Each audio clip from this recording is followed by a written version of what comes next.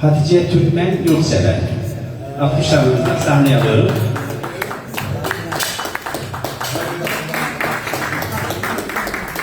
Şöyle bir şey vardır. Her insan yapmadığı iyiliklerden suçludur. Onun için hayat devam ediyorken iyilik yapmaktan geri durmayalım diye nacizane fikrimle sizlere hitap ediyorum. Şimdi bizim delikanlımızın güzel bir bana video atmış. Hocam dedi bunu anneler günü için bu videomu paylaşır mısın dedi. Çekimde de Selahattin abi var dedik. Paylaştınız, o da çekim yapar dedi kendisine. Evet. Sürpriz haberi yok annesinin. Şimdi biz bu videoyu açıyoruz.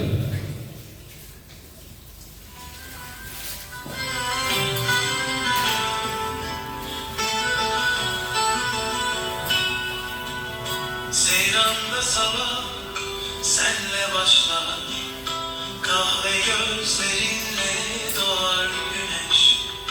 Bir bakışın yeter, içim ısınır, seninle tamamlanır her eksik parçam. Ne zaman düşsem elin uzanır, sesinle diner içimde fırtına. Çorbasında şefkat, sözünde huzur, yorgun elleriyle kalbime dokun. Geceleri yıldız, gündüzleri güneş, seninle hayat bir başka senin, seninle güzel bu dünya. Yolumu aydınlatan bir yıldızsın, gönlümde saklı her hatıramsın. Gözlerim gibi sıcacık anılar, her gün seninle başlar bahar.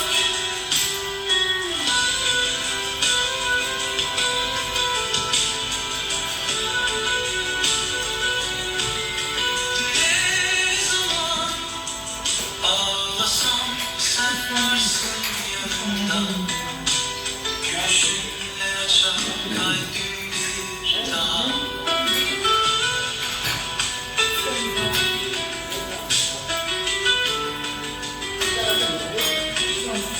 Bir bakışın yeter, diner bin sızım.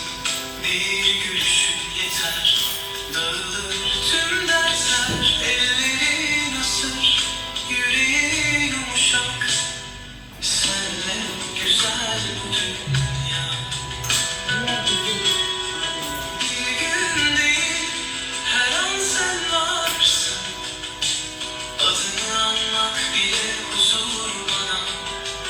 Seninle dolu geçmişim, yarınım, iyi ki varsın güzel anam. Hatice'm, canım anam, senle güzel bu dünya. Kalbim seninle atar hala, her gün anneler günü bana.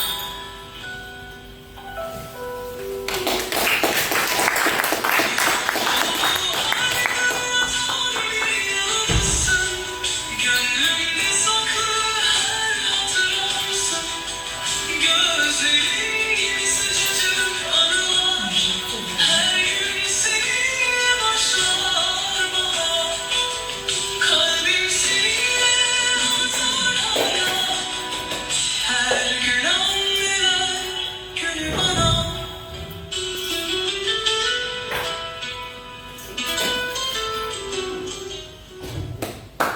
Öyle. Çok güzel.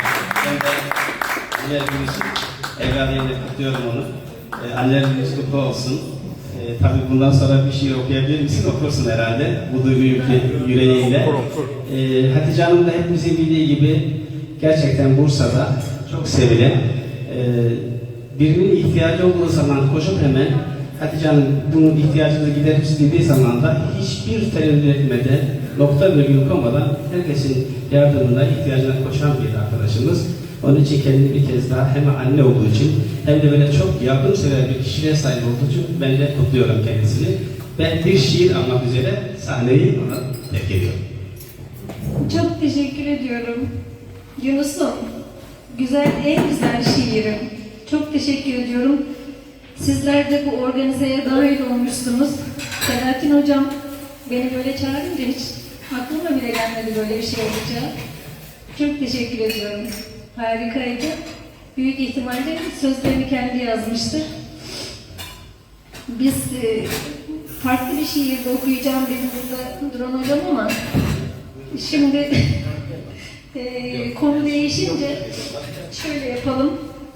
Oğlum 2019 yılında askere giderken ben ona kına gecesi yapmıştık, asker kınası. Onda bir şiir okumuştum ona. Ki ben o kadar her sahnelerde şiir okuyan, program yapan bir insan, oğlumun o kadar heyecanlanmıştım ki o şiiri okurken şu anda aynı heyecanı yaşıyorum. Hemen kayıtlımda var.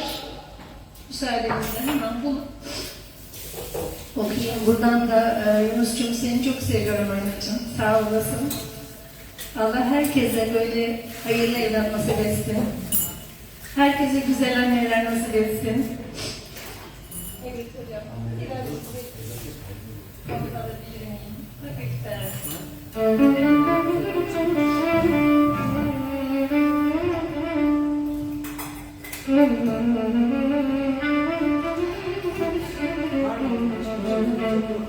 Kokun sinmiş evimin her köşesine. Yoksun ya, nama bürünür böyle. Gurbet dedikleri libas yakışmaz hiçbir bedene. Yalardır, sıkar, bunaltır, ya boldur, üşütür, sızlatır oğul, sızlatır oğul. Bir rüzgar eser sılaya, hoş rahiyanı getirir bana.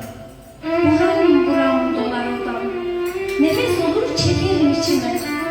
Gün şafak söker geceden, yüreğim yetim, sözlerim öksüz, gurbet acı, ağlatır oğul, ağlatır oğul.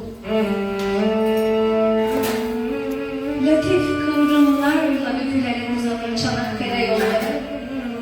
Gözlerimin pınarları nehirlerle yarışır. Coşkun dalgalarıma kimle karışır. Kutsi bir emanettir senin varlığın. Ömrüne adamışlığın.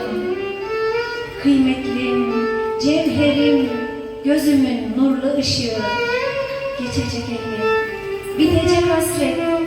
Vuslat yakındır, yakındır oğlum.